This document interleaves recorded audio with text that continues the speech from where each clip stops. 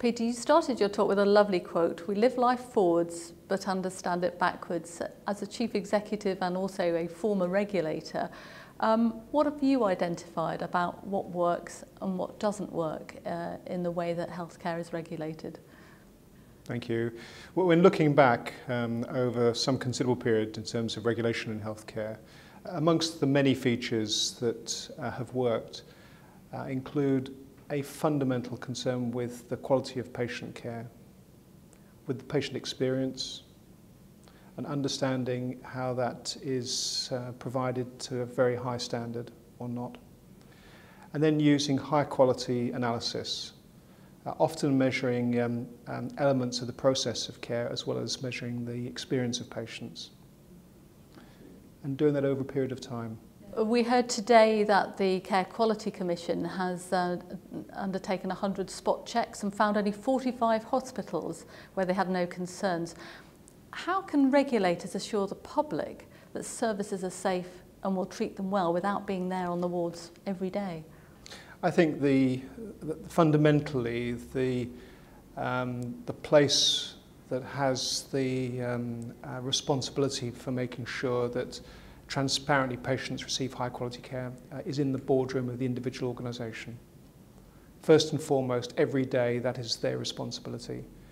The regulator has a very important supplementary role to provide some reassurance that that's the case, and where it's clear that they find deficits, then the regulator must intervene appropriately and ensure that the organisation improves its services.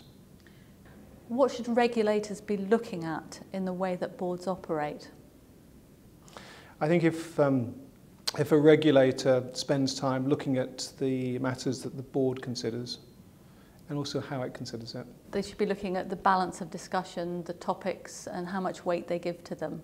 Indeed, and whether the board members spend time in wards and departments, whether, for example, patient stories are considered, whether patients are invited to the board to give an account, positive and negative, of their experience, and very, very importantly, whether actions are followed up. When you were at CHI, Peter, you had a system of peer review. Do you think that system could work well in the current NHS context? Yes, I think it could be a very powerful agency for change and improvement. If that was the case, how should it be set up? How would it operate? I think there are a number of different models. The West Midlands have a model, as I understand it, the old SHA. It could be done on a national basis or it could be done on a Strategic Health Authority basis. But what is fundamentally important is that individuals who end up contributing towards the peer review teams are carefully selected, extremely well trained, and their performance as a reviewer is subject to appraisal and monitoring. Would this work more effectively as part of the regulatory system or in parallel to it?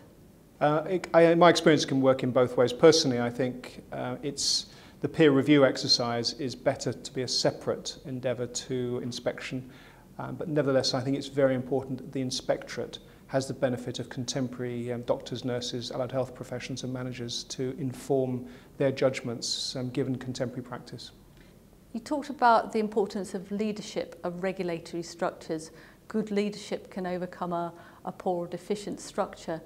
What would you say are the characteristics we should be looking for from our regulatory leaders?